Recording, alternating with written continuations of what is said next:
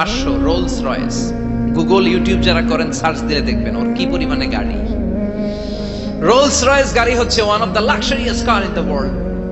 কার ব্র্যান্ডের মধ্যে যত দামি কার ব্র্যান্ড আছে এর মধ্যে রোলস রয়েস একটা, যেগুলোর দাম কমসে কম এদেশের টাকায় 8 কোটি থেকে 10 কোটি টাকা। আচ্ছা বলেন, এই গাড়িগুলো যারা হাই প্রোফাইলের ভিআইপিস তারা ফ্যামিলির সবাইকেও যদি একটা করে গাড়ি দেয়, একজনের কয়টা গাড়ি দরকার? 5টা, 10টা, 20টা? বললাম যে 20টা গাড়ি লাগবে ওনার। 500 গাড়ি দিয়ে উনি কি করবে? তার সংগ্রহে 500টা রোলস রয়েস। স্বর্ণেরও গাড়ি আছে, তার স্বর্ণের পালঙ্ক আছে, আমি দেখে এসেছি।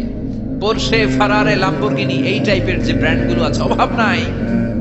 তার মানে আছে যার বেশি চায় তত বেশি। চিৎকার করে বলেন ঠিক কি না? এজন্য আল্লাহ বললেন আল্লাকুমুত তাকাসুরু হাত্তা যুরতুমুল মাকাবির। দুনিয়ার লোভ তোমাদেরকে আখিরাত থেকে গাফেল বানিয়ে দিয়েছে। দুনিয়ার লোভ লালসার মধ্যে পড়ে আখিরাতকে বেমালুম তোমরা ভুলে গিয়েছো। এই গাফলতি কোনোদিন কমবে না যতদিন না তোমরা কবরে ঢুকো। ঠিক কি না? সম্পদ উপার্জনে ইসলাম বাধা দেয় না, কিন্তু সম্পদ হৃদয়ে স্থান দেয়া যাবে না। সম্পদ উপার্জন করতে হবে, খরচ করে ফেলতে হবে। বেশি সম্পদশালী হতে হলে আল্লাহর সন্তুষ্টির জন্য যাকাত দিতে হবে। কে দিতে হবে? দে যাকাত তোরা দে রে যাকাত, তোর দিল খুলবে পরে আগে খোলো খাত। দে যাকাত তোরা দে রে যাকাত। ঠিক কি না? দিল পরে খুলবে, আগে হাত খোলেন। হাত খুললে দেখবেন দিলটারে খুলে দিয়েছে কে? সাইয়েদনা মুসা আলাইহিস সালামের জামানায় ওনার চাচাতো ভাই ছিল মিশরের সবচাইতে বড় ধনী, যাকাত দেয় নাই। তার কি করুণ পরিণতি হয়েছে কোরআনে আছে না নাই? এত সম্পদ ছিল, তার সম্পদগুলো সে সিন্ধুকে আটকে রাখতো। আর এই সিন্ধুকের চাবিগুলো আলগানোর জন্য, কাঁধে নেওয়ার জন্য 10 জন লোক লাগতো। সিন্ধুক কাঁধে নেওয়ার জন্য, সিন্ধুকের চাবির গোছা কাঁধে নেওয়ার জন্য কয়জন? তাহলে কি পরিমাণ সম্পদ ছিল? সাইয়েদনা মুসা বললেন, সম্পদের মালিক তুই হস নাই, আল্লাহ বানাইছে। কারণ বলে ইন্নামা উতিতুহু আলা ইলমিন ইনদি, আল্লাহ আমারে সম্পদ দেয় নাই, আমি আমার মেধা খাটিয়ে সম্পদ বানিয়েছি। যাকাত আমি দিব না। মুসা বললেন তাহলে আযাবে পড়বি, কারণ কই পারলে আযাব আনো। আল্লাহ বললেন ফাখাসাফনা বিহি ওয়া বিদারহিল আরদ, ও মুসা নিরাপদ দূরত্বে চলে যাও, এখনই ভয়ঙ্কর ভূমিকম্প হবে, আযাব দেব। কারণ সহ কারণের সব সম্পদ আমি জমিনের ভেতরে ঢুকায়া দেব। আমি নিজে কারণের বাড়ি দেখে এসেছি। মিশরের রাজধানী কায়রো থেকে প্রায় 150 কিলো দূর একটা জেলা আছে, ফায়ুম জেলা। ওইখানে কারুনকে আল্লাহ তার সব সম্পত্তি সব মাটিতে দাবিয়ে দিয়েছে। দাবাতে দাবাতে হাঁটু পর্যন্ত যখন কারুন জমিনে দেবে যায়, ভাবছে উঠে যাবে। কোমর পর্যন্ত যখন মাটির মধ্যে দেবে যায়, ভাবছে উঠতে পারবে। গলা পর্যন্ত যখন দেবে যায়, হাত তুলা কয় আমি ঈমান আনলাম। ও মুসা, সব সম্পদ তোর, আর তোর আল্লাহর লইয়া যা, খালি আমারে বাঁচা, আমারে। সব গাদ্দারদের একই পরিণতি। ফেরাউনরেও যখন আল্লাহ লোহিত সাগরে পানি খাওয়াতে খাওয়াতে পেটটা এত বড়, হাত তুলা কয় আনা মিনাল মুসলিমিন, আমি মুসলমান, আমি ভালো মানুষ। আল্লাহর কোরআন সাক্ষী, সে বলেছে আনা মিনাল বনি ইসরাইলরা যে আল্লাহরে মানে আমিও তারে মানি, আমিও আল্লাহর দলের একনিষ্ঠ কর্মী। আর পানি খাইতে পারি না, আল্লাহ বাঁচাও। আল্লাহ কয় আরো খা। শেষ, ফেরাউন শেষ, নমরুদ শেষ, কারুন শেষ। পুরো সম্পদ সহ আল্লাহ কারুনকে জামিনের ভেতরে দাবিয়ে দিলেন। এজন্য সম্পদ যাদের বেশি, যাকাত দেওয়ার দরকার আছে না নাই? দারিদ্রতা বিমোচনের জন্য যাকাত দিবেন। যাকাতের শাড়ি লুঙ্গি এইভাবে না, অনেকে কিন্তু দেয় জাকাতের শাড়ি, জাকাতের লুঙ্গি, জাকাতের গামছা, এরকম ডাকাইত আছে না নাই? বাংলাদেশে এমনও হয়েছে জাকাতের শাড়ি দিবে বলে সে পত্রিকায় নিউজ করেছে, আর ওই শাড়ি আনার জন্য শাড়ি দিবে 5000 মানুষ, এসেছে 5 লক্ষ। কত পৃষ্ঠ হয়ে 11 জন নারী এক জায়গায় মারা গিয়েছে। কিয়ামতের দিন আল্লাহ বিচারের কাঠ করায় এই বিজনেস ম্যাগনেটকে দাঁড়িয়ে সেদিন জিজ্ঞাসা করবে যে কেন তুই এদেরকে কষ্ট দিয়েছিলি? চিল্লা এখন ঠিক কিনা? এদের মৃত্যুর দায়ভার এই শিল্পপতি এড়াতে পারবে না। যাকাতের শাড়ি, যাকাতের লুঙ্গি বিতরণের জন্য আল্লাহ তোমারে ধনী বানায় নাই। ধনীদের দায়িত্ব হলো গরিবের হাতে সম্পদ পৌঁছে দেয়া। ওয়া ফি আমওয়ালিহিম হাক্কুন লিসাইলি ওয়াল মাহরুম। গরিব আমার কাছ থেকে সম্পদ আর যাকাত নিয়ে সে আমার প্রতি করুণা করেছে। আমি যাকাত দেই বলে আমি কোনো দয়া দেখাই নাই। কথা বুঝতে পেরেছেন? আইডিয়াটা ক্লিয়ার করে নেন। যাকাত দেয়া আমার জন্য কি? কথা বলেন? ফরজ। আর যে যাকাত নেয় তার জন্য যাকাত খাওয়া কি ফরজ? আমি গরিব মানুষ, আমি যাকাত খাবো না, না খাইয়া থাকুম, রোজা রাখুন, কথা কন। আমার যে যাকাত নেওয়া লাগবে এমন কোনো কথা নেই, কিন্তু আমি যে ধনী আমার দিতেই হবে, এটা ফরজ। তার মানে আমি দিয়ে আমি দয়া করি নাই, ও নিয়ে আমারে বাঁচাইয়া দয়া করে গেছে। চিৎকার করে বলো ঠিক কিনা? ইসলাম বলে রাস্তার এক পাশে পাঁচতলা আর এক পাশে গাছতলা, এটার নাম ইসলাম না। খেটে খাওয়া মানুষ, সুবিধা বঞ্চিত মানুষদের দ্বারে যে তুমি যাকাতের টাকা পৌঁছে দাও। যাকাতকে ফরজ করা হয়েছে দারিদ্রতা বিমোচনের জন্য। আপনি শাড়ি লুঙ্গি দিলে কি হবে? ওরে শাড়ি দিচ্ছেন দুপুরে, রাত্রে বেলা ও আরেক জায়গায় লাইন ধরে আছে, বিরিয়ানির প্যাকেট দিতেছে ওইখানে, কথা কন। সারাটা বছর ও যাকাতের টাকা নেবে, ওর কিচ্ছু হবে না। বরং এমন কিছু তাকে করে দিতে হবে যেটা দিয়ে সে ফ্যামিলি লিড করতে পারে। একটা সিএনজি কিনে দেন, ওই ফ্যামিলিতে কোনো যুবক থাকলে সিএনজি চালায়া, অটো চালায়া ফ্যামিলিটারে চালাবে। একটা টঙের দোকান করে দেন, চায়ের দোকান, চা বিক্রি করে ফ্যামিলিটারে চালাবে। অস্ট্রেলিয়ান একটা গাই কিনে দেন, গরুর দুধ বিক্রি করে তার ফ্যামিলি চলবে। কিংবা মাছের একটা খামার করে দেন, মুরগির খামার করে দেন, ঠিক কিনা? ওমরে ফারুক বলতেন এমন ভাবে যাকাত দাও যাতে করে যাকে যাকাত দিয়েছে জীবনে কোনোদিন সেজন্য আর কারো কাছে যে হাত পেতে যাকাতের জন্য দাঁড়িয়ে না থাকে। এই বিধানটা কার? এজন্য আল্লাহ বললেন আলহাকুমুত তাকাসুরু হাত্তা যুরতুমুল মাকাবির। দুনিয়ার লোভ লালসা তোমাদের কমবে না যতদিন না তোমরা কবরে ঢুকো। কার কথা? চিল্লায় বলেন কার? এজন্য দুনিয়ার প্রতি যে আমাদের লোভ, এটা কি বাড়াইতে হবে না কমাইতে হবে? এই দুনিয়ার জীবন এটা ক্ষণিকের। আমাল হায়াতুদ দুনিয়া ইল্লা মাতাউল গুরুর। এটা ভোগের সামগ্রী, আজ আছে কাল না, এটা হাতের ময়লা। দুনিয়ার এই জীবনের দৃষ্টান্ত হচ্ছে 4টা স্বর্ণের টুকরা আর 3টা লাশের মতো। স্বর্ণের টুকরা 4টা, চিৎকার করে বলেন তো কয়টা? লাশ 3টা, জোরে বলেন কয়টা? অনেক অনেক আগের যুগের 3জন যুবক জীবিকার তাগিদে তারা বের হয়েছে কর্মসংস্থান করে খাবে। প্রতিমধ্যে তারা গুপ্তধন পেয়েছে, স্বর্ণের বার পেয়েছে, তো বড় বড় 4টা পেয়ে তারা মহা খুশি। আমাদের আর কাজ করা লাগবে না, এগুলো বেচে আজীবন খাবো, সুখে থাকবো। তো 3জন মিলে বললো 4টা স্বর্ণের টুকরা 3জনের মধ্যে ভাগ করে দেওয়ার আগে একজন এক কাজ কর, বাজার থেকে কিছু রুটি নিয়ে আয়, খুব ক্ষুধা লেগেছে, খেয়ে নেই। একজনরে রুটি আনতে পাঠিয়ে 2জন মিলে ভাবে ওইটারে যদি মেরে ফেলতে পারি তাহলে তো তোর আর আমার মধ্যে কোনো ঝামেলা নাই। স্বর্ণের টুকরা কয়টা? তুই নিবি 2টা, আমি নেব 2টা। আর যেটারে রুটি আনতে পাঠাইছে ওইটা মনে মনে ভাবতেছে রুটির মধ্যে বিষ মিশাই নিয়ে যাব। কি মিশাবো? বিষ খাইয়া ওইটা শেষ, সবগুলো আমার। তো বিষ মিশাই নিয়ে আসছে, আর আগের পরিকল্পনা অনুযায়ী এই 2জন মিলে তাকে নৃশংসভাবে হত্যা করেছে। হত্যার পরে কয় প্রচন্ড ক্ষুধা লাগছে, লো আগে খাইয়া লই। 2জন মিলে বাজার থেকে আনা বিষ মাখানো রুটি খেয়ে ওই 2টাও শেষ। স্বর্ণের জায়গায় স্বর্ণ পড়ে আছে, স্বর্ণগুলো নেয়ার মতো মানুষ আর নাই, ঠিক কিনা? এজন্য মানুষের এই চাহিদা কমবে না। বিষ্ণু বলেন লাউ আন্না লিকুল্লি ইবনে আদম ওয়াদিয়ান মিন যাহাব আহাব্বা আই ইয়াকুনা ইলাইহি ওয়াদিয়ান। আল্লাহ প্রত্যেককে, আমাদের প্রত্যেককে যদি একটা করে স্বর্ণের পাহাড়ের মালিক বানিয়ে দেয়। কয়টা করে পাহাড় দেখছেন কোনদিন? কই দেখছেন? চিটাং গেছিলেন? এই চট্টগ্রামে গেলে দেখা যায় কি পাহাড়। এই একটা পাহাড় স্বর্ণের, একটা স্বর্ণের পাহাড়ের মালিক যদি আমাদের এক একজনকে বানায় দেওয়া হয়, এরপর আমরা চাবো আরেকটা স্বর্ণের পাহাড়ের মালিক কেমন করে হওয়া যায়। আচ্ছা বলেন তো, একটা স্বর্ণের পাহাড় আমার 14 পুরুষ বিক্রি করে খাইলো শেষ করতে পারবো এটা? তো আরেকটা কেন লাগবে আমার? ওয়ালাই আমলা আফাহু ইল্লা তুরাব। বিষ্ণু বলেন কবরের মাটি যতক্ষণ না তোর মুখে না ঢুকবে, তোর এই চাওয়া চাওয়া খাই খাই সব বন্ধ হবে না। এজন্য আল্লাহ বললেন আলহাকুমুত তাকাসুরু হাত্তা যুরতুমুল মাকাবির। দুনিয়া তোমাদেরকে গাফেল বানিয়ে দিয়েছে, গাফলতি কমবে না যতদিন না কবরে ঢুকো। কবরে ঢোকা লাগবে, কবরে ঢোকা লাগবে না? কবরে আমাদেরকে যেতেই হবে, যেখানেই থাকেন। কবরের প্রশ্ন আছে না নাই? অনেকে বলে হুজুর বিমান হামলায় মারা গিয়েছে, বিমান জ্বলে পুড়ে ছাই হয়ে গিয়েছে, তার কবর কোথায়? তার আত্মাটা যেখানে আছে ওই জায়গায় প্রশ্ন আছে না নাই? অনেকে বলে হুজুর সাগরের মধ্যে পড়ে মারা গিয়েছে, তিমি মাছ খেয়ে ফেলেছে, তার কোনো অস্তিত্ব নাই, কিন্তু তার রুহুটা আছে না নাই?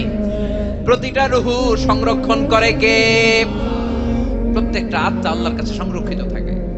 প্রতিটা রুহু প্রতিটা মানুষ মালাকুল মাউতকে দেখতে পায়। আপনিও দেখবেন, আমিও দেখব। মুমিনদের কাছে এসে মালাকুল মাউত একজন যুবকের বেশে সাদা ধবধবে জুব্বা পরে সুগন্ধি মেখে মুমূর্ষু ব্যক্তির শিয়রে বসে বলে, ইয়া আইয়াতুহান নাফসুল মুতমাইন্নাহ, হে প্রশান্ত আত্মা, উখরুজি ইলা মাগফিরাতিল্লাহি ওয়া রিদওয়ানি, আল্লাহর ক্ষমা আর দয়ার দিকে বের হয়ে আসো। বলা মাত্রই মুমিনের আত্মাটা স্মুথলি বের হয়ে আসে। কাফান মিন আকফানিল জান্নাহ, হানুত মিন হানুতিল জান্নাহ, জান্নাত থেকে আনা সুগন্ধি কাফনের মধ্যে পেঁচিয়ে তিনি রূহটাকে নিয়ে ইল্লিনে চলে যায়। সরাসরি দেখে মালাকুল মাউতকে। আর যারা ইসলাম বিরোধী, কোরআন বিরোধী, তাদের সামনে এসে মালাকুল মাউত ত্রাস সৃষ্টি করে। আগে থামো। হাইওয়েতে মাঝে মাঝে ডাকাতি হয় না? বাসগুলোর মধ্যে যখন ডাকাতি হয়, বাসে থাকে 50 জন, ডাকাত ঢুকে 5 জন। এই 5 জনের ভয়ে সবগুলো পেশাব করে দেয়, কারণ ত্রাস সৃষ্টি করে। এসেই চাইনিজ কুড়াল দিয়ে আগে কুবায় দেয় 4-5 জনের। রক্ত দেখে কি দেওয়ার সব আগে রেডি করে রাখে। মালাকুল মাউত এসে কাফের, নাস্তিক, মুশরিকদের সামনে এসে এরকম একটা ত্রাস সৃষ্টি করে। ভয়ে লোকটা কাঁপতে থাকে। ওর কাছে ভদ্র ভাষায় কথা বলে না, সুন্দর জামা পরে আসে না, কালো কুচকুচে চেহারা, ভয়ঙ্কর একটা রূপ নিয়ে, আকৃতি নিয়ে ইসলাম বিরোধীদের মাথার সামনে আসে। দুর্গন্ধযুক্ত চেহারার দেহ নিয়ে ধমক দিয়ে বলে, ও পাপাত্তা, ইয়া আইয়াতুহান নাফসুল খাবিসা উখরুজি ইলা গাদাবিল্লাহ, এ পাপাত্তা, আল্লাহর রাগ, ক্রোধ আর গজবের দিকে বের হয়ে আয়। মুমিনের আত্মা বলার সাথে সাথে যেমনি মুমিনের দেহ থেকে বের হয়ে জান্নাতি কাফনের ভেতরে ঢুকে, কাফেরদের আত্মাও কি এরকম তাড়াতাড়ি বেরোতে চায় নাকি? কাফেরদের আত্মা বেরোতে চায় না। ডানে দৌড়, বায়ে দৌড়, সামনে দৌড়, পেছনে দৌড়, আহা, দৌড়াদৌড়ি করে। মালাকুল মাউত এটাকে টেনে হিচড়ে, একটা জীবিত ছাগলকে জবেহ না করে, জবাই না করে, তার চামড়া উল্টার দিকে টেনে হিচড়ে বের করলে ছাগলটা যত কষ্ট পায়, এর চেয়ে কমসে কম 70 গুণ বেশি কষ্ট দিয়ে কাফের, মুশরিক আর গাদ্দারদের রূহ কবজ করা হয়। আল্লাহ, এই পরিস্থিতি থেকে তুমি আমাদের বাঁচাও। মুমিনদের রূহ যেমনি কবজ হয়, ওইভাবে রূহ কবজের ব্যবস্থা করে দিও। ইমানের মৃত্যু নসিব করে দিও, শাহিদি মৃত্যু নসিব করে দিও। আমাকে শহীদ করে সেই মিছিলে শামিল করে নিও, যে মিছিলের নেতা মীর হামজা, খোবায়েবে খাব্বাব, আল্লাহর কাছে ছিল অতি প্রিয়, শামিল করে নিও। আমাকে শহীদ করে সেই মিছিলে শামিল করে নিও। পড়েন আমিন। আর জোরে পড়েন আমিন। তার মানে বিমান দুর্ঘটনায় হোক, কিংবা লঞ্চ ডুবিতে হোক, কিংবা আগুনে পড়ে হোক, কিংবা আত্মঘাতী হামলায় হোক, যে যেখানেই মারা যায়, কবরের 3টা প্রশ্ন তার জন্য আছে না নাই?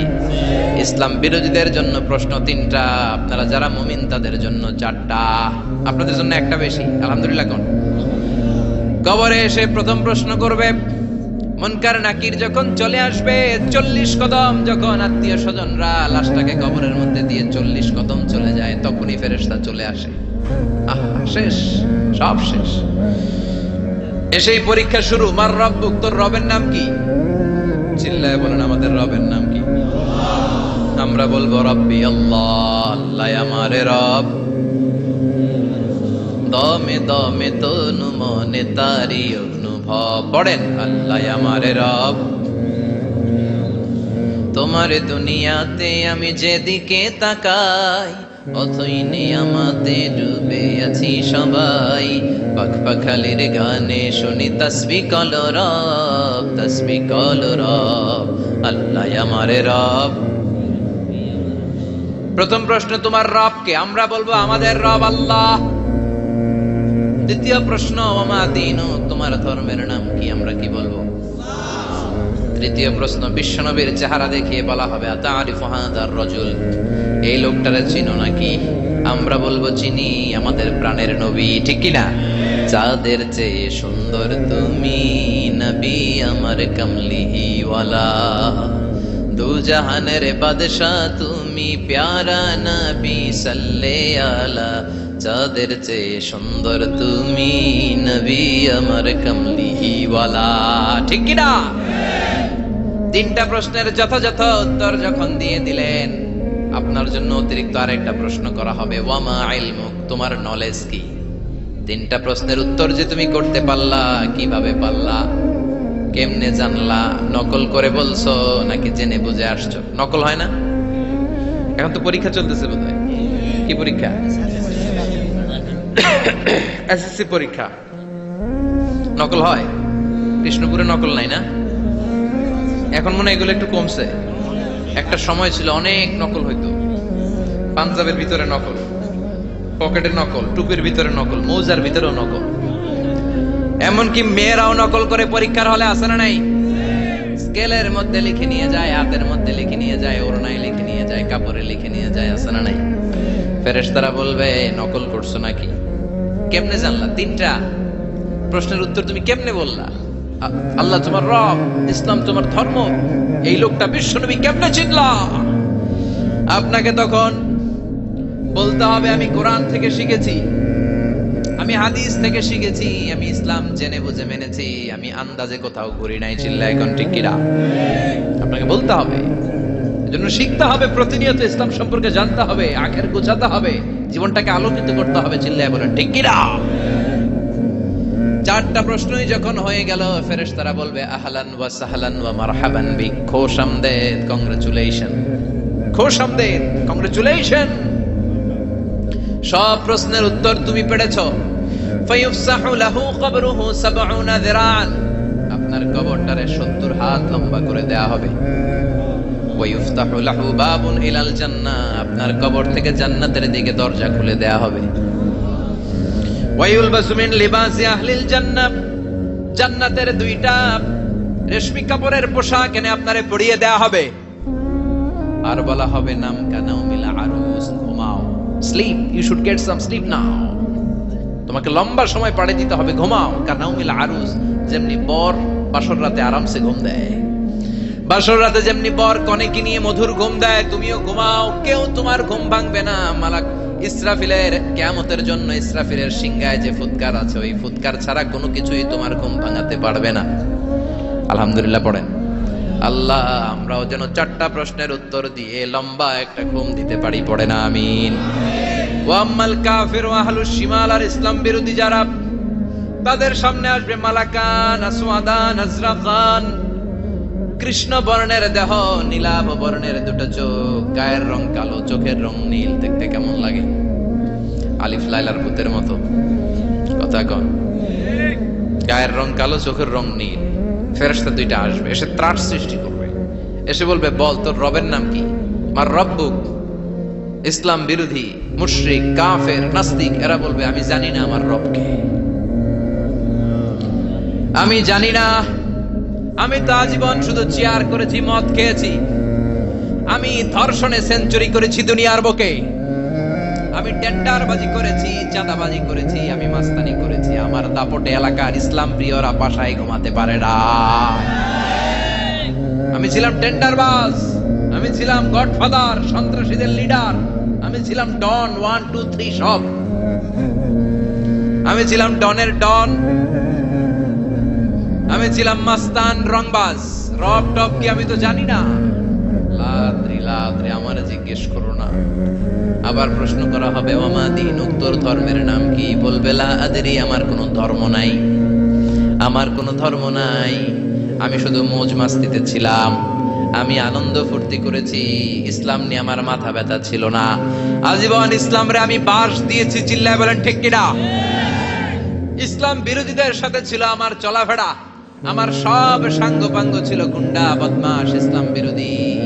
রব কি, ইসলাম কি, এগুলো আমি জানি না। আমার এগুলো জিজ্ঞেস করো, ধর্ম কি আমি জানি না, আমি কিচ্ছু মনে করতে পারছি না।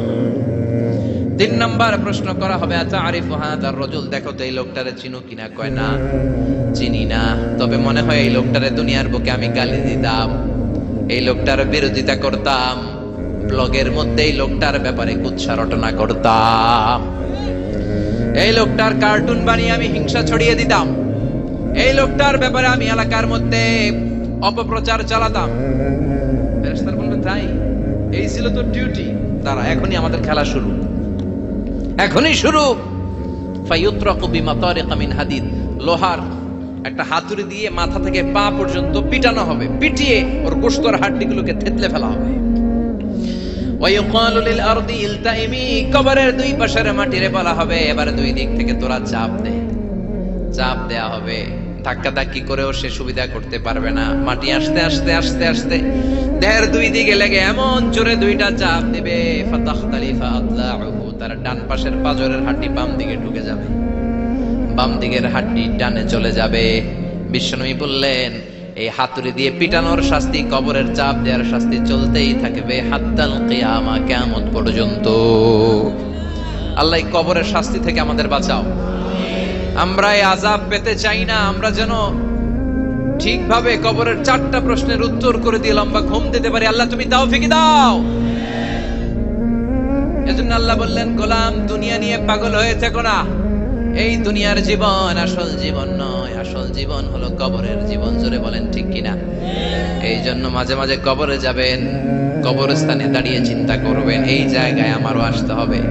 দিন যাবে, রাত আসবে, বৃষ্টি হবে, শীত আসবে, কেউ আমার দেখতে আসবে না, একা থাকতে হবে। একা, বড় একা, অন্ধকার, বড়ই অন্ধকার। ওই কবরের জীবনের সামান গোছানোর দরকার আছে না নাই?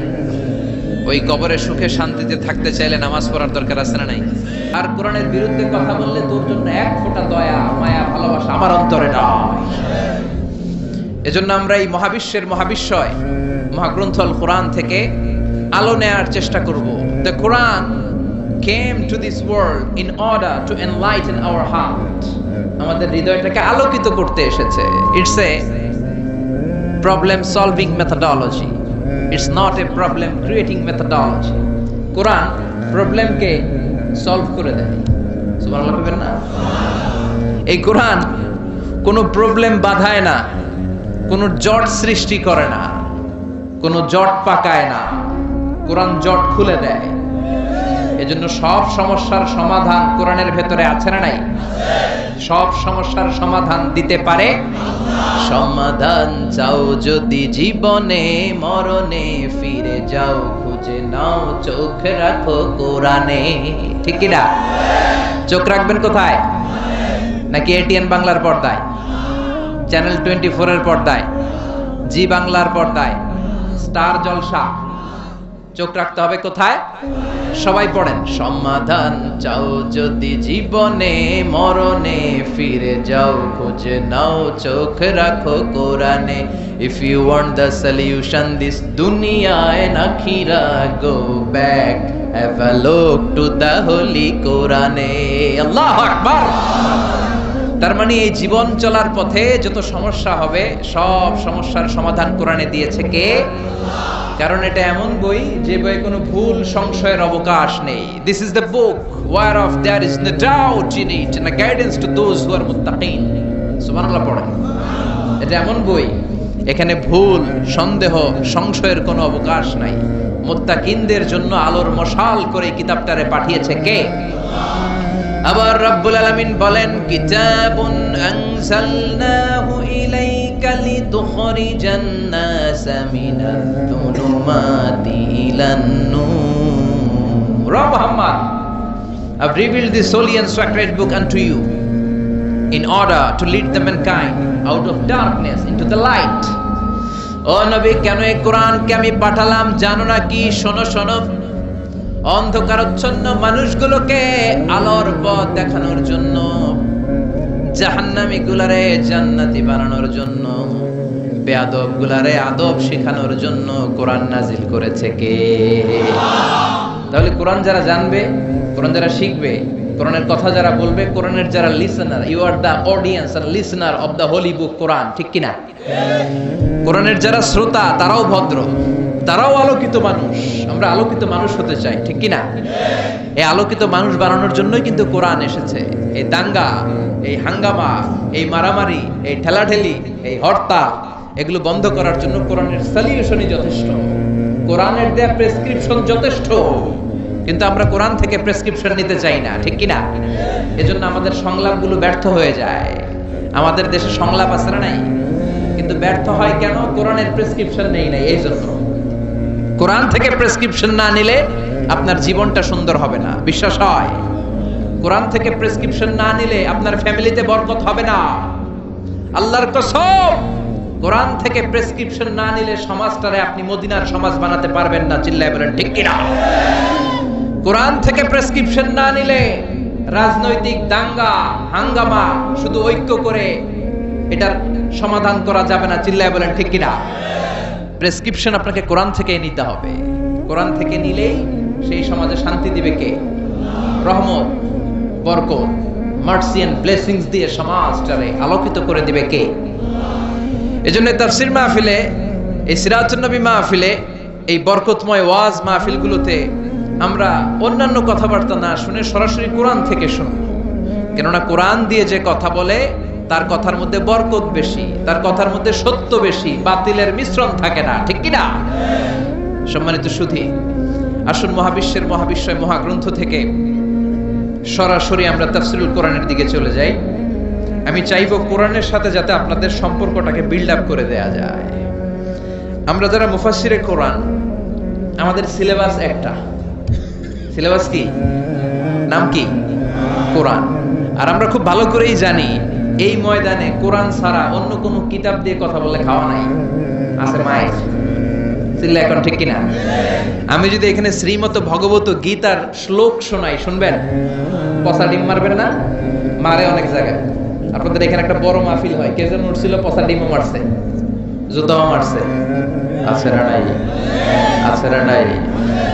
তো এই জন্য এই ময়দানে একটা সিলেবাস থেকে কথা বলতে হয়। সিলেবাসটার নাম হচ্ছে কোরআন। এর বাইরে কোনো কথা আমরা বলতে পারি না। যারাই কথা বলবে তাদেরকে কোরআন থেকেই বলতে হবে, কারণ কোরআনের সাথে অ্যাটাচমেন্ট করে দেয়াই হচ্ছে আমাদের কাজ। এজ এ দাঈ ইলাল্লাহ, it's our prime responsibility to make an attachment with the holy Quran. কোরআনের সাথে সম্পর্ককে কিভাবে বিল্ড আপ করা যায়, কেমন করে কোরআনের রাস্তাটা সহজ করে আপনাদেরকে চিনিয়ে দেয়া যায়, এটাই হচ্ছে আমাদের দায়িত্ব। ঠিক কিনা? আসুন আমরা সরাসরি মহাবিশ্বের মহাবিশ্বয় মহাগ্রন্থল কোরআন থেকে কথা শুনি। আমি আপনাদের খেদমতে ছোট্ট একটা সূরা, মাত্র 4 আয়াতের। আয়াত কয়টা? এই পুরা সূরাটার মধ্যে শব্দ আছে 15টা। কয়টা? এই সূরাটার মধ্যে অক্ষর আছে 47টা। কয়টা? তো 47টি অক্ষর বিশিষ্ট, 15টি শব্দ বিশিষ্ট, শুধুমাত্র কেবলমাত্র 4টি আয়াত বিশিষ্ট ছোট্ট একটি সূরা। আপনাদের খেদমতে এই চমৎকার রজনীতে আমি এই সূরার আলোকে কিছু কথা বলার চেষ্টা করব ইনশাআল্লাহ। আমাদের আলোচনাগুলো হওয়া উচিত শুধুমাত্র কেবলমাত্র একজনকে খুশি করার জন্য, তিনি কে? তাহলে এই মাহফিলগুলো সার্থক। উদ্দেশ্য থাকতে হবে যে আমি এসেছি সরাসরি কোরআন থেকে শুনবো। আমির হামজা ভাই কোরআন থেকে বলবে, আজহারি ভাই কোরআন থেকে বলবে, কোরআন থেকে শুনে জীবনটাকে আলোকিত করব। আজহারি ভাইরে দেখতে আসছি এই নিয়তে না, হামজা ভাইরে দেখতে আসছি এই নিয়তে না, সস্তা কিছু স্লোগান দিয়ে মাঠ গরম করে ফেলবো এই নিয়তে না, জীবনটাকে পরিবর্তনের জন্য। ঠিক কিনা? আমরা ছোট্ট একটি সূরা তেলাওয়াত করেছি। সূরাটির নাম সূরাতুল ইখলাস। সবাই বলেন সূরাটির নাম, আরো জোরে বলেন, চিল্লায় বলেন, সূরার নাম কি? সূরাতুল ইখলাস। এটার বড় অভাব সমাজে, এটার বড় আলেম, সাধারণ মানুষ, নেতৃবৃন্দ, নারী পুরুষ নির্বিশেষে সবচেয়ে যে জিনিসটির অভাব আমাদের সমাজে সেটি হচ্ছে, সেটি কি? আল্লাহুম্মা রযুকনা ইখলাস ইয়া রাব। আল্লাহুম্মা রযুকনা ইখলাস ইয়া রাব। হে আল্লাহ, তুমি ইখলাসকে আমাদের রিজিক হিসেবে কবুল করে নাও। এই সূরাটি মাক্কি সূরা। আপনারা জানেন যে আমার আলোচনার স্টাইল হচ্ছে আমি ক্লাসের মতো করে কথা বলি। I consider all the sitting personality in front of me as a student of me. আমার সামনে যারাই বসা থাকে, মুরব্বী, আমার বয়সের, ছোট, সবাইকে আমি ছাত্র মনে করি। আর আমি যখন কথা বলি আমি নিজেকে শিক্ষক মনে করি, কেননা এটা নবীদের কাজ। বুইসতু মুআল্লিমান, বিশ্বনবীরে শিক্ষক বানিয়ে পৃথিবীর বুকে পাঠিয়েছে কে? আবার আমার আগে যিনি কথা বলছিলেন উনি ছিলেন আমাদের শিক্ষক, আমার শিক্ষক। আবার আমার পরে হামজা ভাই যখন কথা বলবেন উনি হয়ে যাবেন আমাদের শিক্ষক। আমরা সবাই কোরআনের ছাত্র হব। কোরআনের ছাত্র হয়ে বাঁচলেও লাভ, মরলেও লাভ। ঠিক কিনা? সম্মানিত ভাইয়েরা, সূরাতুল ইখলাস ছোট্ট একটি সূরা, মাক্কি সূরা। হিজরতের আগে যে সূরাগুলো নাজিল হয়েছে এগুলো মাক্কি, হিজরতের পরে যে সূরাগুলো নাজিল হয়েছে এগুলো মাদানী। জানেন না সবাই? এই সূরাটা মুখস্থ নাই কার কার? হাত তোলেন। একজন, ওনার একটা নোবেল প্রাইজ দিয়ে দেন।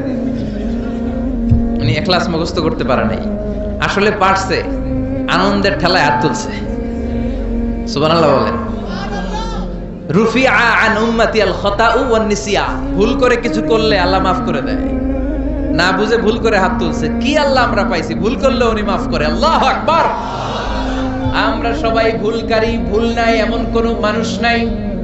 বিশ্বনবী বললেন কুল্লুকুম খাত্তাউন ওয়া খায়রুল খাত্তাইনা তাওয়াবুন, তোমরা সবাই পাপী, তোমরা সবাই ভুল করো, আর এই ভুলকারী আর পাপীদের মধ্যে শ্রেষ্ঠ পাপী ওই পাপী যেই পাপী পাপ করার পরে তওবা করে কার কাছে? পাপ নাই, ভুল নাই এমন কোন মানুষ নাই, ঠিক কি না?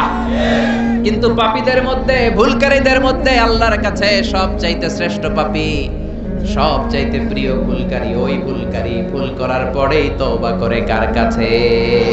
ইয়া আইয়ুহাল্লাযীনা আমানু তুবু ইলাল্লাহি তাওবাতান নাসুহা, ও গোলাম তওবার মতো তওবা করো, ও বিশ্বাসীরা তওবা করো। তওবার মতো তওবা করলে সব গুনাহ মাফ করে দেয় কে? আল্লাহ বলে আমার কাজ তোদের তওবা কবুল করা। গাফিরিয যামবি ওয়া কাবিলিত তাওব, তোদের কাজ হলো গুনাহ করা, শয়তানের কাজ হলো ওয়াসওয়াসা দেয়া, তোদের কাজ হলো ওয়াসওয়াসার মধ্যে পড়ে গুনাহ করা, আমি আল্লাহর কাজ হলো খালি ক্ষমা করা। সুবহানাল্লাহ পড়েন। শয়তান বলে আল্লাহ জান্নাত তুমি এতগুলা বানালা কেন, জাহান্নাম আরো বাড়িয়ে বানাও। আল্লাহ বললেন কেন কেন? শয়তান বলে আল্লাহ জান্নাতে তুমি ঢোকাতে পারবা না, আমি ওয়াসওয়াসা দিব, ধোঁকা দিব, সবগুলারে জাহান্নামের উপযোগী করব। আল্লাহ বললেন ও শয়তান তুই ওয়াসওয়াসা দিবি, বান্দা গুনাহ করবে, আমি মাফ করে দিয়ে জান্নাত দিয়ে দেব। শয়তান বলে আল্লাহ হিসাব এত সহজ না, আমি ডান দিক থেকে ধোঁকা দেব, বাম দিক থেকে দেব, সামনে থেকে, পেছন থেকে, নিচ থেকে, একেবারে রক্তের শিরা উপশিরার ভেতরে ঢুকে ঢুকে, মাজরাদ্দাম রক্তের শিরা উপশিরার ভেতরে, রগের ভেতরে ঢুকে ঢুকে ধোঁকা দেব, একটারেও জান্নাতে ঢুকাতে পারবেন না, আমি চ্যালেঞ্জ দিলাম। আল্লাহ বললেন শয়তান তুই আমারে চ্যালেঞ্জ দেস, আমি তো মহারাজা, আমার সাথে চ্যালেঞ্জ চলে না। তুই আমাকে চ্যালেঞ্জ দিলি, আমিও তোর চ্যালেঞ্জ দিলাম, যে I take your challenge, I take your challenge.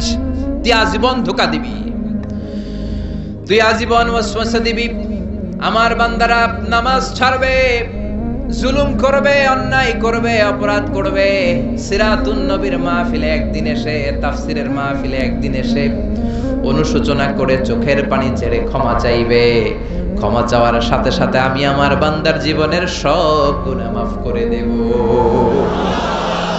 এজন্য এই মাহফিলগুলো হচ্ছে ইটস অ্যান অপরচুনিটি, আমাদের জন্য অনেক বড় ধরনের সুযোগ। এজন্য এই সুযোগগুলোকে আমরা হাতছাড়া করতে চাই না। চিল্লায় বলেন ঠিক কিনা? সূরাতুল ইখলাস এটা মাক্কি সূরা। কি সূরা? কথা বলেন, ক্লাসে কথা বলা লাগে না, উত্তর দেয়া লাগে না, চিৎকার দিয়ে বলেন এই সূরাটা কি সূরা? এটা মাক্কি সূরা। সূরাতুল ইখলাসে শুধু সূরাতুল ইখলাসের নাম নয়, এই নামটা ছাড়াও এই সূরার আরো অনেক চমৎকার চমৎকার নাম আছে। সূরাতুল ইখলাস ছাড়াও এই সূরাটার আরেকটা নাম হচ্ছে সূরাতুত তাওহীদ। কি নাম? তাওহীদেরই মুর্শিদ আমার মুহাম্মাদের নাম বলো, মুহাম্মাদের নাম, আল্লাহর নাম জপলে বুঝতে পারি আল্লাহরই কালাম বলো, মুহাম্মাদের নাম। ঠিক কি না? এই সূরার আরেক নাম হলো সূরাতুত তাওহীদ। তাওহীদ মানে একত্ববাদ, ওয়াননেস অফ গড, ঈশ্বর যে একজন, স্রষ্টা যে একজন, আমাদের রব আল্লাহ যে একজন, এই কথার প্রমাণ এই সূরার ভেতরে দিয়ে দিয়েছে কে? ওয়াননেস অফ গড, এটার বলে তাওহীদ। এটার কি বলে? আরে তাওহীদের বিপরীত হচ্ছে শিরক। সহজ না বোঝাটা? আমরা একজন রে মানে কয়জন রে? ঝামেলা কম হয়ে গেল না? ৩-৪ জন হলে ঝামেলা বেশি, একজন ঝামেলা কম, শুধু তারই ডাকবো, তার কাছেই চাইবো, তার গুণগান গাইবো, এটার নামই তাওহীদ। আর এই তাওহীদের বিপরীত হলো শিরক। শিরক হলো সবচেয়ে বড় পাপ। শিরক কি? সবচেয়ে বড় পাপ। আমি বলি সব পাপের বাপ। ক্যান্সারের অ্যানসার আছে, কিন্তু শিরকের কোনো অ্যানসার নাই। শিরক করে মারা গেলে লা ইয়াহবাতান্না আমালুক, তোমার সব আমল, তোমার রুকু, সিজদা, নামাজ, রোজা, হজ বরবাদ করে দিবে কে? এজন্য আমরা তাওহীদের পক্ষে, আমাদের নাম হলো মুওয়াহহিদুন। তাওহীদের বিপক্ষে যারা, তারা হলো মুশরিকুন। শিরকের সাথে আমাদের কোনো সম্পর্ক নাই। এজন্য যারা গণক, তাদের কাছে যাওয়া যাবে না। যারা টিয়া পাখির ব্যবসা করে, ওদের কাছে যাওয়া যাবে না। লিটন দেওয়ানের কাছে যাওয়া যাবে না। হাতের রেখা দেখে যারা ভাগ্য বলতে চায়, এদের কাছে যাওয়া যাবে, কারণ এগুলো ভুয়া। এগুলো কি? হাতের রেখায় কোনো ভাগ্য থাকে না, কারণ ভাগ্য তারও থাকে যার হাত থাকে না। ঠিক কিনা? হাত নাই, পা নাই, এরকম বাচ্চা বিকলাঙ্গ জন্ম নেয় না? চকরিয়াতে নেয় না? নেয়? বিকলাঙ্গ নাই তো? যেই ছেলেটা বিকলাঙ্গ হয়ে জন্মালো উইদাউট এনি হ্যান্ড, হাত ছাড়া, তাহলে ওর ভাগ্য গেল কই? কথা কর, ওরও ভাগ্য আছে না নাই? এজন্য যারা হাতের রেখা দেখে কথা বলে, তাদের কাছে যাওয়া যাবে না। মাজারে যে সিজদা করা যাবে, মাজারে পড়ে থাকা ব্যক্তিটার কাছে কিছু চাওয়া যাবে। আল মাইয়িতু ফিল কবর কাল গরিকু ফিল বাহর। সাঁতার না জানা ব্যক্তি সাগরে পড়ে গেলে যেমন অসহায়, কবরে পড়ে থাকা ব্যক্তি তার চাইতেও বড় অসহায়।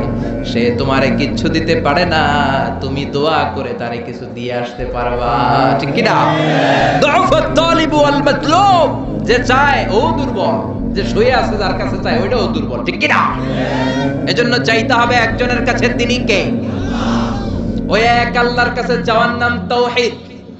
এই সূরার নাম শুধু সূরাতুল ইখলাস নয়, এই সূরার আরেক নাম হলো সূরাতুত তাওহীদ, তাওহীদের সূরা।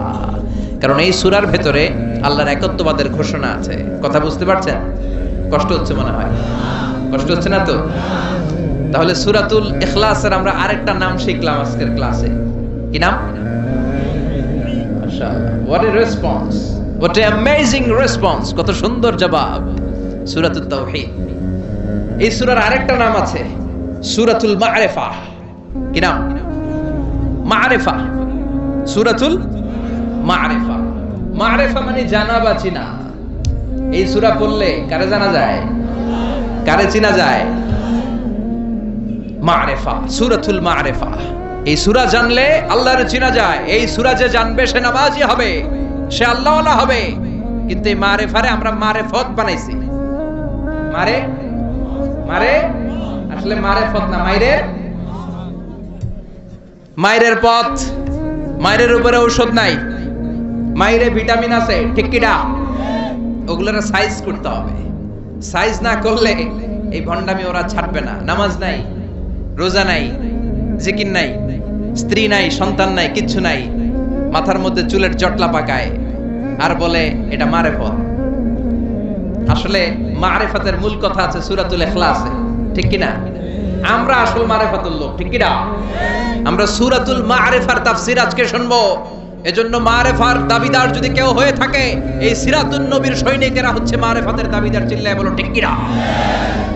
যে ভণ্ডগুলো মারেফাতের কথা বলে, এগুলা মারেফাত নয়, ওরা আছে মাইরের পথে। ওগুলোর মাইর দিলে ওদের কপালে হেদায়েত নসিব হবে। চিল্লায় বলেন ঠিক কি না? তাহলে জানা গেল এই সূরার আরেকটা নাম সূরাতুল মা'রিফা। মাশাআল্লাহ। আরেকটা নাম জানি, সেটা হচ্ছে এই সূরার আরেক নাম হচ্ছে সূরাতুস সামাদ। কি নাম? এই সূরার ভিতরে সামাদ শব্দটা আছে না নাই? কুল হুয়াল্লাহু আহাদ আল্লাহুস সামাদ। সামাদের বিপরীত হচ্ছে সনাম। সামাদ সনাম একরকম না। সনাম মানে মূর্তি, সনাম মানে কি? মূর্তি। জাহেলি যুগে বিশ্বনবীর আগমন যখন ঘটেছে, ইন দ্য মিন টাইমে এক লোক এক মূর্তির ভক্ত ছিল। সে মূর্তির জিকির করত, সনাম সনাম সনাম সনাম সনাম। সনাম মানে কি? মূর্তি। আর সমাদ কে? আল্লাহ। সে সনামের জিকির করতে করতে একদিন এই সনামটাকে রেখে সে কোন এক কাজে গেল। এই মূর্তিটাকে সে বড্ড ভালোবাসতো, বগল দাবা করে রাখতো। যেখানে যেত নিয়ে যেত, ভাবতো এই মূর্তিকে রাখলে, এই খোদাকে রাখলে বরকত হবে। তো একদিন এই খোদাকে রেখে, সানাম নামক মূর্তিটাকে, খোদাটাকে রেখে কাজে গেল। ফিরে এসে দেখে মূর্তি গোসল হয়ে আছে, মূর্তির গায়ে পানি। He thought it could be the water of mercy and blessings, since it is my God, since he is my Lord, it could be the water of mercy and blessings and barakah. যেহেতু এটা আমার খোদা, আর খোদা যেহেতু গোসল করছে, তাহলে এই গোসলের পানি বরকতের পানি না হয়ে যাবে না। It could be the water of barakah, এটা হয়তো বরকতের পানি হবে। When he thought it is the water of barakah, he started to suck it. এবার বরকত নেয়ার জন্য জিহ্বা দিয়ে চাটতে শুরু করছে। When he started to suck it, he found the taste is little bit bitter. যখন সে চাটতে শুরু করেছে, সে দেখতে পেল যে স্বাদটা লোনা লোনা লাগে, কটা কটা লাগে, লন্তা লন্তা, টক টক। He thought, why it's bitter? It could be sweeter. এটা তো মিষ্টি হওয়া উচিত। রহমতের পানি, জমজমের পানি খাইছেন? বরকত আছে না নাই? বিশ্বনবী বলেছেন, ইন্নাহা তুআমু তুমিন ওয়া শিফাউ সুকমিন, ইন্নাহা মুবারাকা। এই জমজমের পানি বরকতের পানি। ইন্নাহা তুআমু তুমিন ওয়া শিফাউ সুকমিন, এটা খেয়ে মাউ জমজম লিমা শুরিবালা, যে রোগের নিয়তে আপনি জমজম খাবেন ওই রোগ ভালো করে দিবে কে? এই পৃথিবীতে যত পানি পাওয়া গিয়েছে, সব পানির মধ্যে সবচাইতে শ্রেষ্ঠতম বরকতময় পানি হচ্ছে জমজমের পানি। কারণ এটা সাধারণ পানি নয়, এটা বিশ্বনবীর পূর্বপুরুষ সাইয়েদনা ইসমাঈল আলাইহিস সালামের পায়ের ধাক্কায় পৃথিবীতে এসেছে। এই জমজমের পানিটা এমন পানি, পৃথিবীর সব পানি খেলে শুধু তৃষ্ণা নিবারণ হয়, শুধু তৃষ্ণা। If you are thirsty, you can have the water of Zamzam. আপনার তৃষ্ণা চলে যাবে,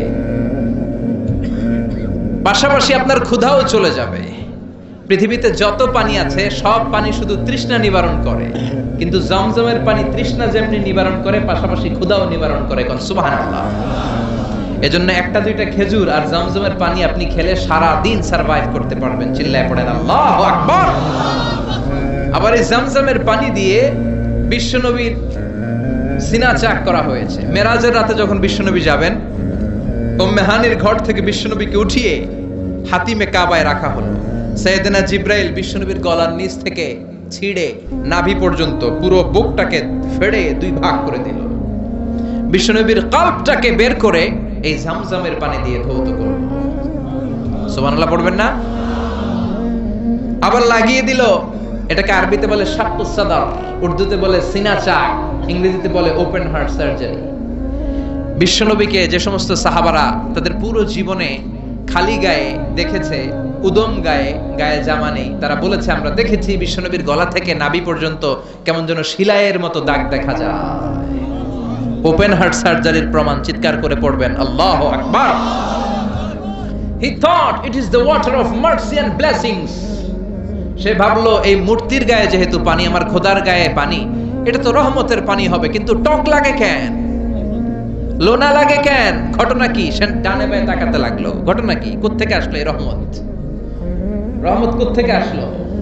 ডানে বায়ে তাকায় দেখে হাদিসে এসেছে as-sa'alib, sa'alib, sa'laban, দুইটা খেকশিয়া। ওয়াজে আমরা বলে থাকি কুকুর, ওয়াজে বলে থাকি কি বোঝানোর জন্য? কুকুর। আসলে দুইটা খেকশিয়াল। দেখলেন যে একটা খেকশিয়ালের ওই জায়গা দিয়ে এখনো পড়তেছে রহমত। খেয়াল করে দেখে যে খেকশিয়াল দুইটা, একটার রহমত এখনো পড়তেছে। এবার তো তার কাছে ক্লিয়ার, সত্য মিথ্যা তার কাছে পরিষ্কার। ফাযাহারাল হক, সত্য তার কাছে পরিষ্কার। তার বুঝতে আর বাকি রইল না এটা মোটেই রহমতের পানি না, এটা গজবের পানি। ঠিক কি না? রেগে গেল, হায় হায়, এতদিন এটারে ভাবছি খোদা, এখন দেখি হুদা। এতদিন ভেবেছি এটাই আমার রব, এটাই আমারে বাঁচাবে, মৃত্যুর সময় এটাই আমাকে আরাম দিবে, মৃত্যুর পরবর্তী জীবনে এটা আমাকে স্বর্গে পাঠাবে, আমার সারা জীবনের সব জিম্মাদারি এইটাই নেবে। এত আদর করলাম, এত দোয়া করলাম, এত ভালোবাসলাম এইটারে, এত কিছু চাইলাম এইটার কাছে, আজকে একটা খেকশিয়ালের পেশাবের পানি থেকে সে নিজেরে বাঁচাতে পারে নাই, কেমন করে আমারে জাহান্নাম থেকে সে বাঁচাবে? আকল খুলে গেল। আকল খুলে যাওয়ার সাথে সাথে দিয়েছে আসার। ভাঙা মূর্তিটা নিয়ে বিশ্বনবীর দরবারে এসে বলে, ও আব্দুল্লাহর বেটা মুহাম্মদ, এতদিন আমি বুঝি নাই তুমি এতদিন ধরে যেটার দাওয়াত দিয়েছো ওই দাওয়াতই আসল দাওয়াত। ঝিনুকের ভেতর লুকিয়ে থাকে যেমন মতি, ঝিনুকের ভেতর লুকিয়ে থাকে যেমন মতি, কলমা শাহাদাতে আছে আল্লাহর জ্যোতি, কলমা শাহাদাতে আছে আল্লাহর জ্যোতি। পড়েন, ঝিনুকের ভেতর লুকিয়ে থাকে যেমন মতি, ঝিনুকের ভেতর লুকিয়ে থাকে যেমন মতি, কলমা শাহাদাতে আছে আল্লাহর জ্যোতি, কলমা শাহাদাতে আছে আল্লাহর জ্যোতি। আল্লাহু আকবার। আল্লাহর সেই নূরের জ্যোতি তার হৃদয়টাকে উজালা করে দিল। এসে বলে, আব্দুল্লাহর বেটা মুহাম্মদ, এতদিন বুঝি নাই, আজ আমার চোখের পর্দা সরে গিয়েছে। হক আর বাতিল আমি ঠায় দিব্যি দাঁড়িয়ে বুঝতে পারছি। এই ভাঙা মূর্তির টুকরা আমার কপাল কেমন করে পরিবর্তন করবে? ও তো নিজের এই পেশাব থেকে বাঁচাতে পারে না। আর আমি মূর্তির পূজা করতে চাই না, আমারে পড়িয়ে দাও লা ইলাহা ইল্লাল্লাহু মুহাম্মাদুর রাসূলুল্লাহ সাল্লাল্লাহু আলাইহি ওয়াসাল্লাম। সূরাতুস সামাদ, এটা সামাদের সূরা, যে সামাদ মানুষকে আলোকিত করে, যে সামাদ মানুষকে হেদায়েত দেয়, যে সামাদ মানুষকে পথ দেখায়। চিৎকার করে বলেন ঠিক কিনা? তাহলে তিনটা নাম আমরা জানলাম। এক হচ্ছে সূরাতুত তাওহীদ, দুই হচ্ছে সূরাতুল মারিফা, তিন হচ্ছে সূরাতুস সামাদ। আবার বলেন, এক হচ্ছে সূরাতুল, দুই হচ্ছে সূরাতুল, তিন হচ্ছে সূরাতুস। 100 পাবে। প্রশ্ন করলে 100তে 100 পাবে। আল্লাহ তুমি কবুল করো। এই সূরাটা অনেক বরকতপূর্ণ সূরা। এই সূরাটা বিষ্ণু ঈসা ইসলাম ফজরের সুন্নাত নামাজ যখন পড়তেন তখন পড়তেন এই সূরাটা। মাগরিবের সুন্নাতে বিষ্ণু ঈসা ইসলাম এই সূরাটা পড়তেন। আবার যারা হজ উমরা করেছেন, তাওয়াফের পরে 2 রাকাত নামাজ পড়া সুন্নাহ, ওই 2 রাকাত নামাজের দ্বিতীয় রাকাতে বিষ্ণুনবী এই সূরাটা পড়তেন। তাওয়াফ করতে হয় না? একটা ঘর আছে, ওয়ালিয়াতাওয়াফু বিল বাইতিল আতীক। আল্লাহ বলেন, আমার এই প্রাচীন ঘরটার চারদিক দিয়ে তাওয়াফ করো। সব নবীরা করেছে, তোমরাও করো। সুবহানাল্লাহ। ওইটা হচ্ছে মাসাবাতান লিন-নাসি ওয়া আমনা, গোটা বিশ্বের মানব মণ্ডলীর মিলন কেন্দ্র। লক্ষ লক্ষ মানুষ ওই ঘরটাকে কেন্দ্র করে মিলিত হয়। আজান যখন হয়, আল্লাহু আকবার, আল্লাহু আকবার,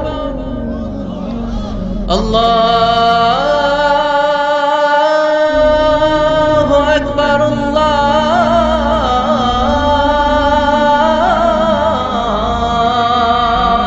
আকবার।